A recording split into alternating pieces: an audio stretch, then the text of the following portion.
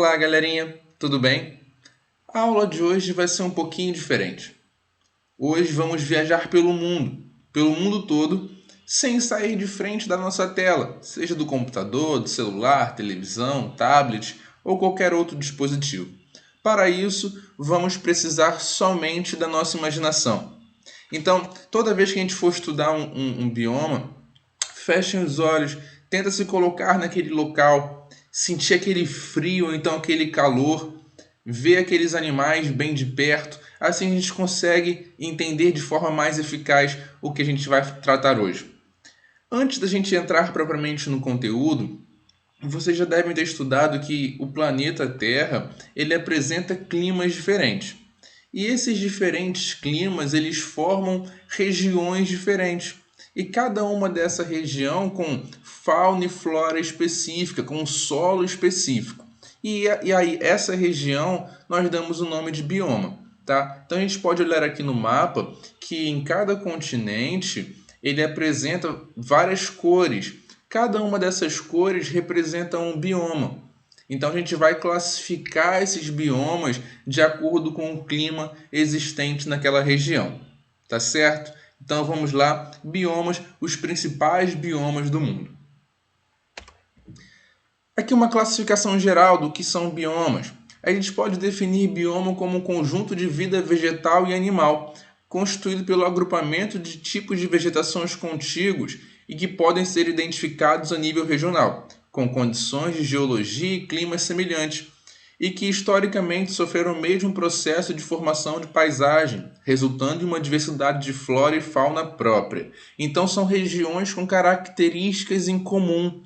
Então a gente pode imaginar que na floresta amazônica, por exemplo, que é um tipo de bioma brasileiro, apresenta características específicas daquela região. E toda aquela região sofreu o mesmo tipo de processo. Um deserto, por exemplo, um deserto quente, um deserto gelado, apresentam características em comum daquela região formadora, daquele clima formador. Então a gente vai estudar esses processos de formação, essa caracterização de cada um desses principais biomas. E a gente também pode definir bioma aqui, bioma na sua formação de palavra, bio, vida, Oma é grupo, então bioma é um grupo de vida. Então eu tenho vários biomas espalhados pelo globo terrestre e cada um desse bioma vai apresentar um grupo de vida específico. Um determinado grupo de animais, um determinado grupo de flora, de vegetais, né? E sendo eles interagindo eles entre si. Sempre tem essa relação de interação entre seres vivos que a gente já viu nas outras aulas, que a gente chama de relações ecológicas, tá? Então, dentro de um ecossistema, os organismos interagem entre si. Eles apresentam essa capacidade de interação. E essa interação é extremamente necessária para a manutenção da vida. Eu não tenho como só olhar a parte vegetal sem falar da parte animal. Da mesma forma que eu não tenho como falar da parte animal sem falar da parte vegetal. Um depende totalmente do outro, seja para a manutenção de quantidade, seja para a disponibilidade de alimento, um depende do outro. Tudo bem? Então temos aqui os principais biomas, florestas tropicais, savanas, desertos, campos de regiões temperadas, chaparral, desertos absolutos com gelo, rocha ou areia, florestas temperadas, taigas e tundras. A gente vai estudar somente alguns, somente os principais biomas do planeta. Tá ok? Então vamos lá. Tundra. Situa-se na região mais próxima ao Polo Ártico, norte do Canadá, da Europa e da Ásia. Apresenta temperaturas baixas durante todo o ano. O inverno é bastante severo e o verão é frio. Além desse verão ser frio, ele é muito curto. O período de tempo é muito pequeno nesse verão. Então, nesse período muito curto, essas pequenas plantas existentes elas vão ter que realizar todo o seu processo. Vão ter que florescer, vão ter que reproduzir. Os animais que migram para aquela região vão ter que se alimentar de forma muito rápida, reproduzir de forma muito rápida, porque o verão é muito curto e o inverno ele é muito longo e muito rigoroso. Tá? A gente vai falar um pouquinho mais à frente. A fauna é composta por renas, caribus, boi almiscarado. Os animais são protegidos por uma densa pelagem. Qual a importância dessa densa pelagem? O pelo vai atuar como um isolante térmico.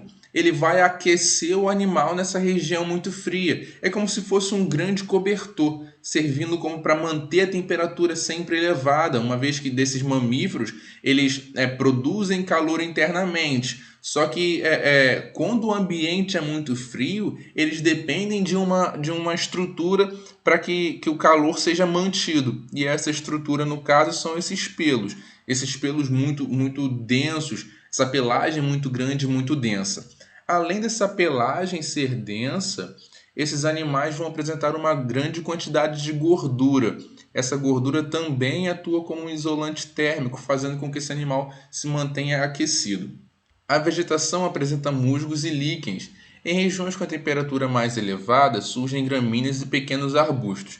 Podemos ver aqui na foto, temos aqui algumas gramíneas e uma região completamente congelada, tem até aqui alguns derretimentos, mas de maneira geral a gente define o solo da tundra como um permafrost, que é um solo permanentemente congelado. Isso por quê? Porque mesmo no verão essa temperatura é muito baixa, então o gelo, esse solo tem dificuldade de descongelar. E pelo solo ter essa dificuldade de descongelar, essa região não consegue manter árvores grandes. Porque essas árvores grandes elas precisam, com as suas raízes, perfurar esse solo. E esse solo, então, não permite, dificulta o desenvolvimento dessas raízes.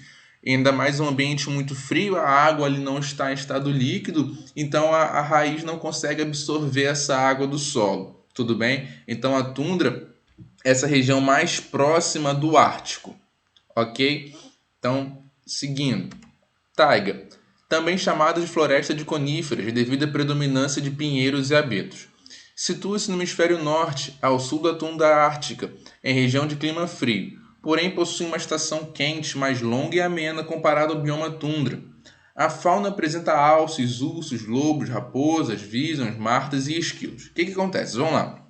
O que diferencia a taiga da tundra propriamente? Na taiga, vocês conseguem perceber aqui na foto, existe a presença de grandes pinheiros.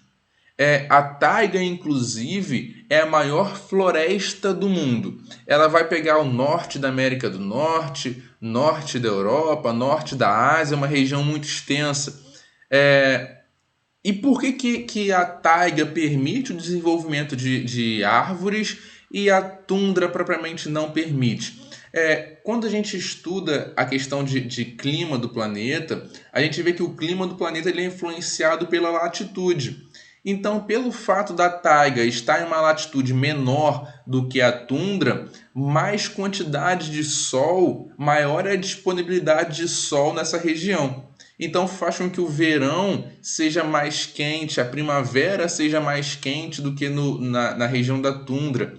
Assim também como o inverno e o outono sejam menos frios. Então, isso já permite que ocorra o desenvolvimento de vida, uma vez que esse solo ele não fica permanentemente congelado. Ocorre o degelo dessa região. E nesse período de degelo, esses animais conseguem sobreviver, conseguem desenvolver, as plantas também conseguem desenvolver, absorver a água presente no solo.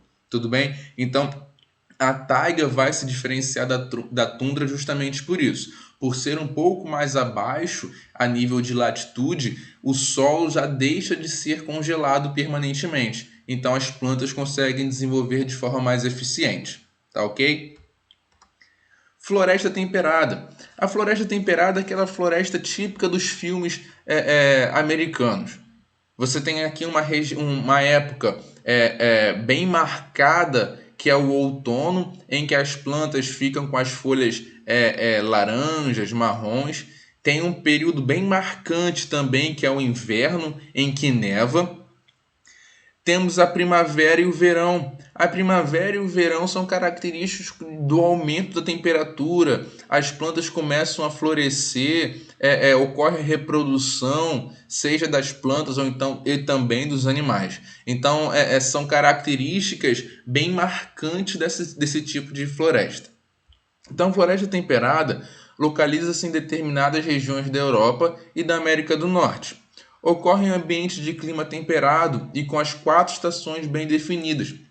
Então é certo, os períodos, as estações, são 3 meses para cada estação. Diferente da gente que mora em uma região, no Rio de Janeiro, por exemplo, em que é quente o ano todo, nessa região de clima temperado, as estações são bem marcadas. Você sabe quando começa cada estação do ano devido à variação da quantidade de luz presente nesse local. Luz, no caso, e também calor presente. Ocorre em ambientes de clima temperado com estações bem definidas, então você sabe exatamente quando que vai ocorrer cada um. As plantas são chamadas de decíduas ou de caducifólias. O que são plantas decíduas ou caducifólias? Esse tipo de vegetação vai perder as suas folhas durante o inverno. E qual a importância delas perderem as folhas durante o inverno? A folha é a estrutura na qual a planta ela realiza troca gasosa e também realiza a perda de água. Então, se ela mantém a folha durante o inverno, durante uma estação mais fria, ela vai acabar perdendo muita água. E também ocorre um outro processo. Como as plantas acabam formando copas, um acúmulo de vegetação, de folha nessaquela região, formando a copa, toda vez que fosse cair a neve, ia acumular naquela copa e acabar quebrando a árvore. Diferente do que acontece nos pinheiros. Aquele formato de cone dos pinheiros que a gente viu na floresta de coníferas, aquele formato de cone do pinheiro faz com que quando cai a neve no pinheiro, essa neve ela escorra, ela desça por todo a sua folhagem e caia. Então o pinheiro sempre fica verdinho. Agora, outros tipos de árvores que não apresentam esse formato de cone, quando caísse a neve ia acumular na copa das árvores e acabar ficando muito pesado e quebraria os galhos. Então essas plantas apresentam como adaptação a decídua, que elas vão perder as folhas durante o outono, justamente para que não ocorra esse acúmulo de neve e ela não tenha os seus galhos quebrados. E também para evitar a perda de água nessa época onde o ambiente é muito frio, então ela não conseguiria absorver a água do solo de forma eficiente. Então ela reduz todo o seu funcionamento, reduz todo o seu metabolismo, uma vez que ela perde as folhas. Aí quando vem a primavera, elas produzem as folhas novamente, produzem flores para que ocorra o processo de reprodução, tá? A fauna é composta por javalis, veados, raposas, esquilos, pássaros e insetos. Esses esquilos eles são bem marcantes também dessa região porque eles acabam estocando alimento. Então, durante a primavera e verão, eles buscam alimento de forma muito ativa para que no outono e inverno, outono já diminua essa atividade, no inverno principalmente. Por quê? Por ser um ambiente muito frio, eles acabariam tendo alguns problemas. E como essas plantas perdem as folhas durante essa região, elas perdem também os frutos, não produzem frutos nessa época. Então, esses alimentos que os esquilos estocam servem justamente para essa época onde não há alimento disponível. Tudo bem? Floresta tropical. Localiza-se em regiões de clima quente e com elevado índice pluviométrico. Ocorre no norte da América do Sul, América Central, África, Ásia e Austrália. As florestas tropicais são ambientes ricos em biodiversidade. Biodiversidade é a diversidade dos seres vivos. Então, existe grande quantidade de plantas e animais. Só que essas plantas e animais não são de apenas uma única espécie. Então tem lá várias espécies de animais, vários tipos de plantas diferentes em determinada região, tá? Então a gente chama isso de biodiversidade.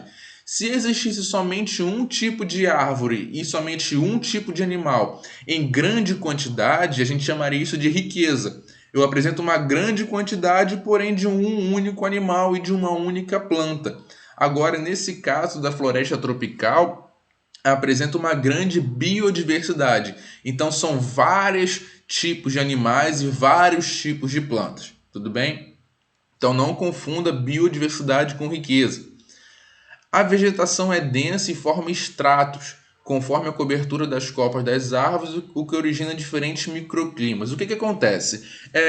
Próxima ao solo, essa região apresenta um clima diferente. Porque como a copa das árvores ela é muito densa, ela é muito fechada, ela dificulta a passagem do sol. Então, próximo ao solo, o clima é completamente diferente de próximo à copa, ou então de acima da copa da maior parte das plantas dessa região.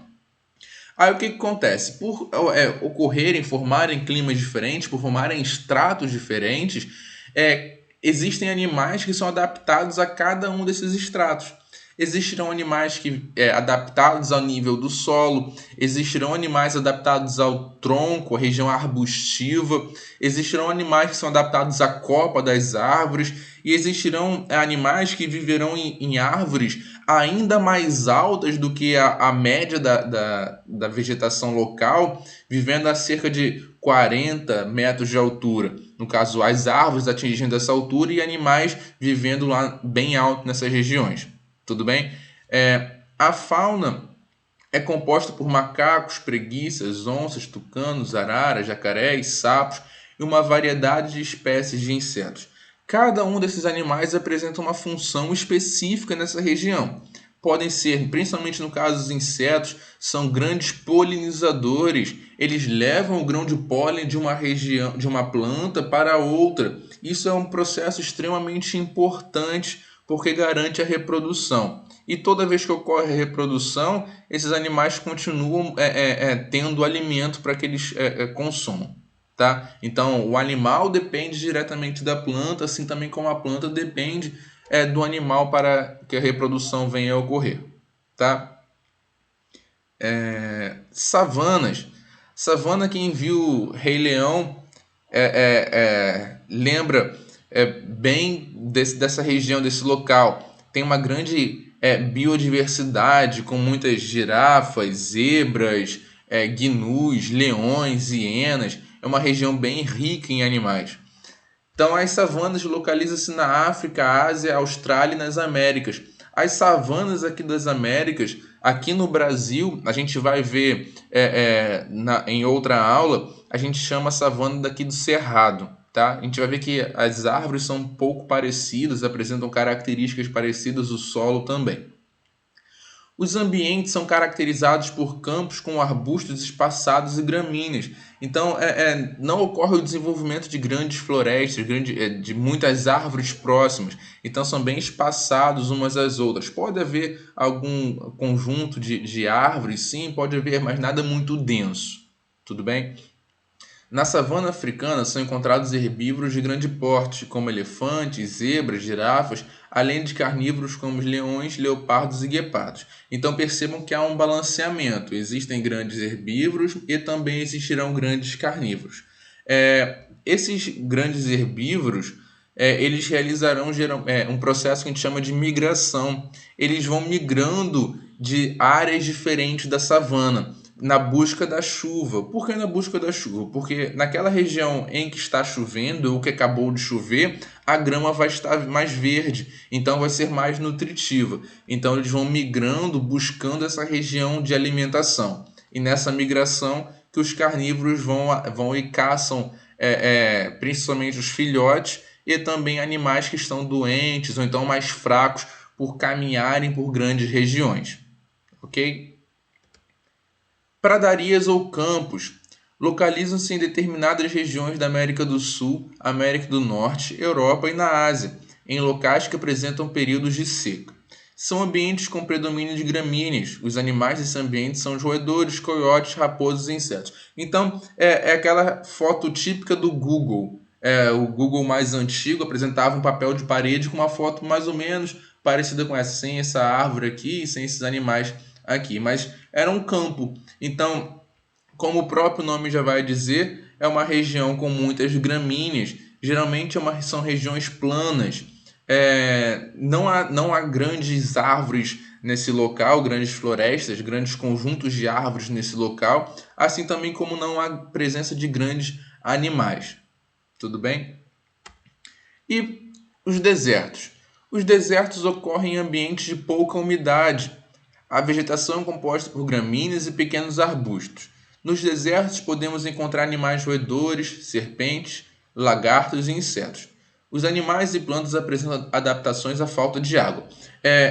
Eles são totalmente adaptados ao ambiente em que vivem. Então, eles vão apresentar adaptações, seja para reter água, no caso, apresenta uma cutícula impermeabilizante, ou então escamas, no caso das serpentes e lagartos, vão refletir a luz, ou então vão caminhar, vão sair para buscar alimento somente à noite, vão aquecer regiões diferentes do corpo à medida que tocam o solo, então vão apresentar adaptações completamente específicas para esse ambiente, assim também como as plantas. As plantas vão apresentar adaptações para que consigam reter água, perder o mínimo possível. No caso, um cacto, por exemplo, que ele consegue armazenar água em seu interior. Tá? Então, são adaptações específicas para cada um desses importantes ambientes do planeta.